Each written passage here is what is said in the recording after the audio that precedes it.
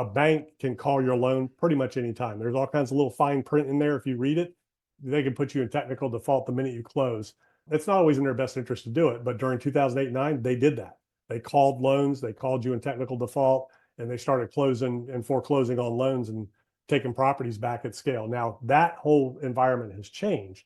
In that environment, when things were changing, my construction business went out of business. We had no work, so we shut down the construction company. I had to pivot and recreate myself, and I started doing some other things. But I had lots of properties with good cash flow, with no risk. I had no equity out on the line. It was all non-recourse debt, and I had a good chunk of change in the bank. So that's how I made it through 2008 and 9. I had two of my mentors back then were each billionaires. They were two of the largest developers in the Hampton Roads area, two brothers, each worked over $1 billion each had their own Gulf Stream. They got wiped out because they put up all the equity and they guaranteed the debt.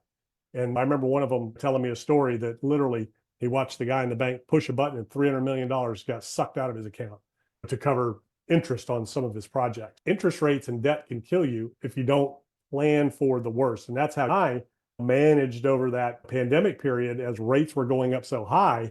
And what I kept telling was these rates are not going to come down as fast as everybody thinks. You need to plan that these rates are going to go higher and they're going to stay higher.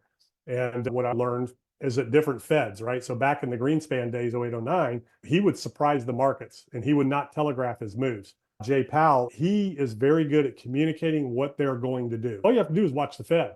Don't watch the markets. Don't watch what the pundits and all that say. Watch what Jerome Powell says. If he says we're raising rates, they're raising rates. If he says we're not, they're not. They're very easy to understand in terms of guidance and where we're going. I think the biggest thing that's caught a lot of people off guard this go around was they thought rates were going to come down. They thought that these higher rates were temporary. They thought inflation was temporary. And a lot of people just weren't looking at the real signs. You just got to watch what the Fed is doing and what they're telegraphing. And that way you can anticipate where rates are going. And the biggest thing, make sure you have cash flow. Make sure you plan on your rents potentially flatlining or even coming down. Make sure you plan on rates staying up higher. And make sure that you don't have short-term bridge debt that you can't refinance. So these are the ways that you navigate and manage these markets, and just understand good times never last, bad times never last. So you got to prepare for the bad times and enjoy the good times.